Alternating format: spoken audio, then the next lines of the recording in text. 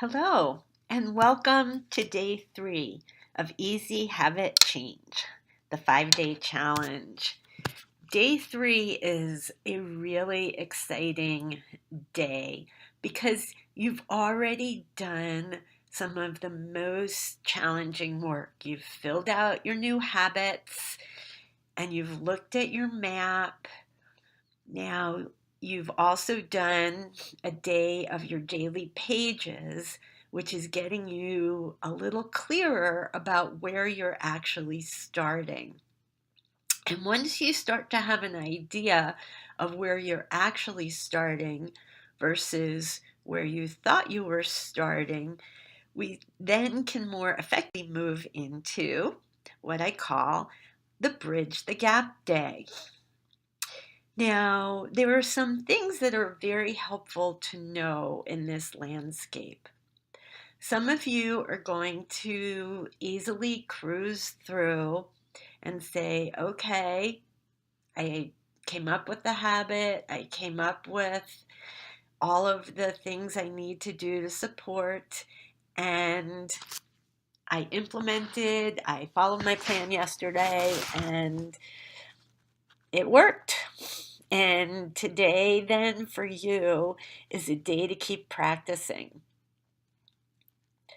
Some of you are going to find that you hadn't thought out a lot of intricacies around creating a new habit in the detail we went through, and you may be feeling a little bit confused about what to choose next and where to go. And that's just as effective as the person who is already starting on um, creating their maintenance habits. So I want you to know that because you're now giving yourself the opportunity to not stay in a maze and map of confusion, and you're getting more clarity about what's going on. And that will always help you create a more effective route.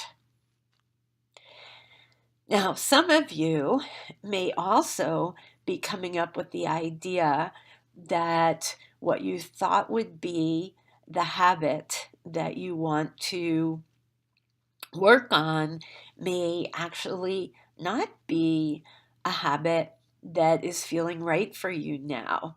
You may be noticing things like motivation or lack of desire to work on the habit that you had thought you wanted to work on. And that's really excellent as well. For this reason, you can start to let go of beating yourself up for not creating this new habit. And now there's information for you to get even clearer about where a better starting point might be. So this is a day where for you to bridge your gap, to continue to move forward, you can reassess and put in another small habit. So let's say the habit that you wanted to work on was something around your nutrition and eating. And as you're going through that, you're finding it's way too big. It would require way too many changes, and you're feeling very stuck. What does come to mind is how much easier it would be to go for a walk at lunchtime every day. So you make that change. And that's another way that we bridge the gap. I like this quote, and it really speaks to what bridging the gap is all about. If it's important to you, you will find a way. If it's not important to you, you will find an excuse. But finding an excuse is an important thing to pay attention to, because if you find yourself in the excuse place, you can create so much space to say, hey, wait a minute, I'm wanting to move, I'm wanting to create more of what I want and not feel stuck or seeming to not be growing. So we can understand that when we're creating excuses, we're probably not working in the place that we really need in order to start to move us along. So an excuse is a marker to refocus. Not that there's something wrong with what you've picked, but it's more about let's look at something else because, as I gave in the previous example, perhaps what I thought was the right place and the right habit to start, as I look into it deeper, I'm finding I might have a more effective time. And the next easiest right step that I can see myself doing consistently is here. And that's what understanding these choice points and how to move into this bridge is all about, and why bridging the gap days are so, so valuable. Now, here's a quote that a gentleman who is very well known in leadership communities has said, that you will never change your life until you change something you do daily. The secret of your success is found in your daily routine. So, why is that? And what is the power of creating things for yourself in a way that works for you? What is that about?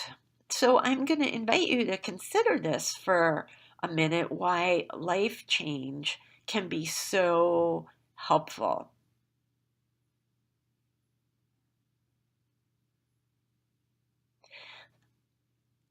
I'd love to hear some of your posts on the high performance community. But let's think about this for a minute. So, I'm going to give you an example. You're somebody in midlife who has been very active, and your body is changing. In midlife, as it does, we start to have different nutritional needs, our movement changes, our movement patterns, because we've been doing many, many patterns over and over again, create some wear and tear on our joints. Our focus and way we do things every day also creates wear and tear on our bodies. And by midlife, rather than hearing that our bodies are breaking down, what's more effective, I've found as a coach and occupational therapist, helping people live life to their fullest potential, is to really consider that my body is changing at midlife. What do I need to learn about these changes, as opposed to my body is aging and breaking down? Because you see, wearing and tearing on the body is normal, but the body is designed, the brain is designed for us to be adaptable. And adaptable also includes developing the capacity to continue to take care of ourselves in our middle and later years. The body does not adapt on purpose to become less functional. It's always trying to adapt to becoming more functional.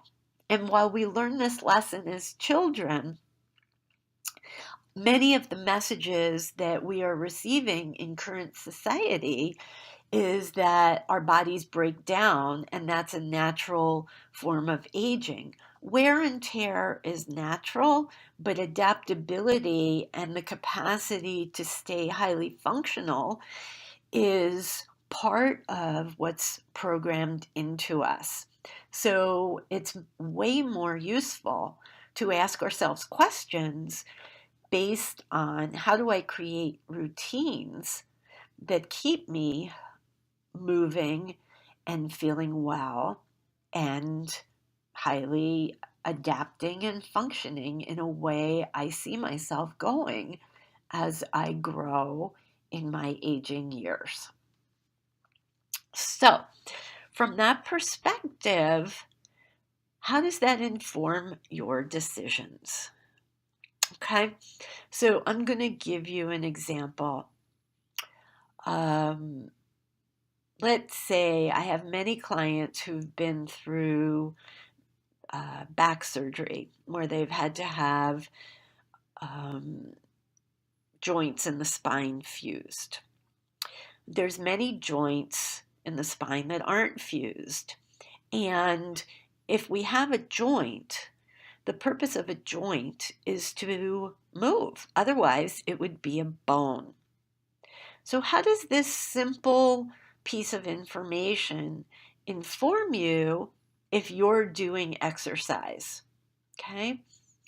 So, when joints and bones wear out, one of the things we know is that it's normal to see that on x-rays. We may have pain in one joint and have a perfectly normal looking joint, and we may have wear and tear in another joint and not have any pain. So whether we have wear and tear is not the best predictor of function. So I invite you to come back and to look at if exercise is your thing, to look at your assumptions and see if you can come up with any assumptions about how to start moving and doing movement in a way that feels like it will help you learn more and connect more to your body and understand what it is your body's trying to help you do. So that is a secret of your success that is found in daily routine. When you wake up in the morning and you're stiff, your body may be just simply asking you to move the joints and wake things up. Alrighty, let's move on to the next. Print out your daily page. After you've listened to these concepts, is there a shift in your thinking? What are you curious about? Fill out your new habit prep tasks. And again, go up to the part of the page where it says what worked in celebration. So do it for the morning. And then tonight, take a look and see what was important. As we're talking about bridging the gap, and you're writing your pages now, there's an important opportunity which you might want to use the word choice point. I really like choice points as a phrase and word because as we're looking at bridging the gap, how do I get myself from where I want to be? What's the next step? What makes the most sense in context? There are going to be things and habits that you may say are not as important a priority now as I thought they were. And you may choose to say, hey, this is more of a priority. So that's what we're looking for on day 3. Then again, fill in your new habit prep tasks, your new movement patterns, and the support you need for success. Okay? So choice points give us an opportunity to really own adaptability and to create new patterns and structures that under these conditions are going to serve us better. And as we develop this capacity over and over again, what starts to happen in terms of healing, if your body needs to heal, or in terms of habit creation, if you're working on relieving stress from career or stress from finance, or perhaps you're trying to have a deeper understanding of how you flow best in relationships. These processes give you information that helps you really connect to a deeper part of yourself where you partner rather than um, go kicking and screaming and fighting, so to speak, which we all by midlife know. I'm sure there's times where oh man, I was just kicking and screaming and fighting at some of these choice points. So I hope you find that helpful. Today we're going to be doing a Q&A live, and if you can post your questions by 10 a.m., I'm looking forward to speaking to them at the 12 o'clock Facebook Live. So the value of performing this way has to do with developing confidence, because if having studied high performance, particularly for people who are high performing in midlife and into legacy years, which is an area that I have studied since early on in my career as an occupational therapist and specialist in rehab. The key is the small steps. And as we start to create a relationship with ourselves, building confidence, learning to trust, learning what we can let go of, learning the environments and the things that we are right for us or we want to say yes and no to, we move up on this path to high performance. No matter what's going on around us, no matter what our physical, emotional, environmental capacities are, confidence and learning are part of our tools. So do your new habit today. And for your power practice, again, fill in what worked. Now, the power practice of reassessing is incredibly useful and truly does help bring you back into a state of your own power. And the landscape for this is to really be able to look at what is yours. So the tools we use, which we've talked about over and over again, but today is really the day when we're bridging the gap to own this space. Curiosity. What, if anything, was different today? Presence. What did I learn from following the plan? Choice points. What was different or the same about my choices?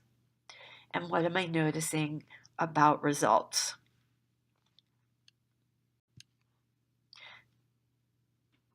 Whatever your results were, celebrate. Don't blow this step off. And again, I want to share with you that getting caught up, feeling frustrated or impatient can be very normal during times of change. And that's why we speak to the emotional part on the top pages. So I'm re-emphasizing that because bridge days do sometimes have a component, even if you're not feeling it now, you may feel it doing this process sometime in the future, that these are normal emotions during times of change. And it's part of what helps us focus more clearly. Celebration is so important, certainly on an emotional scale, but it's important in terms of reorganizing your brain for the new habit. And these are what I call emotional safety nets, because that's part of the reorganization. That's part of the chemicals that come in, that it's the act of doing that's most valuable, not necessarily the results. Because in the act of doing, we can do over and over again and we can learn. But if we stop, then we lose that value of persistence that I was speaking of, is one of the most consistent predictors of success. So make sure you get your celebration in today. And really, if you can't find anything else to celebrate, do the charity box thing. It really helps.